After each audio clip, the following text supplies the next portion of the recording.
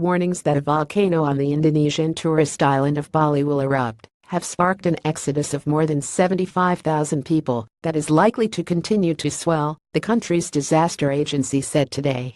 Authorities have ordered the evacuation of villagers living within a high danger zone that in places extends 12 kilometers from Mount Agung's crater. But people further away are also leaving, said National Disaster Mitigation Agency spokesman Sutopo Purwonugroho. Advertisement opens in new window. The region is being shaken daily by hundreds of tremors from the mountain, which volcanologists say indicates a high chance of an eruption.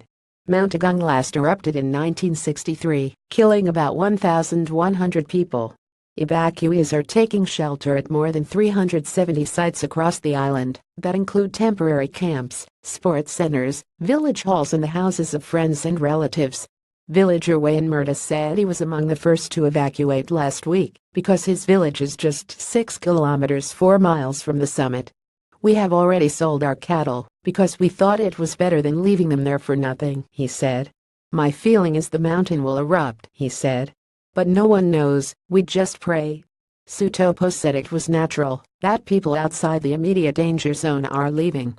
More than 500,000 people evacuated when Mount Merapi in central Java erupted in 2010, more than double the population in the exclusion zone around that volcano, he said. In 1963, Agung hurled ash as high as 20 kilometers and remained active about a year. Lava traveled 7.5 kilometers and ash reached Jakarta, about 1,000 kilometers away. Advertisement opens in new window. The mountain, 72 kilometers to the northeast of the tourist hotspot of Kuta, is among more than 120 active volcanoes in Indonesia. The country of thousands of islands is prone to seismic upheaval due to its location on the Pacific Ring of Fire, an arc of volcanoes and fault lines encircling the Pacific Basin. PTI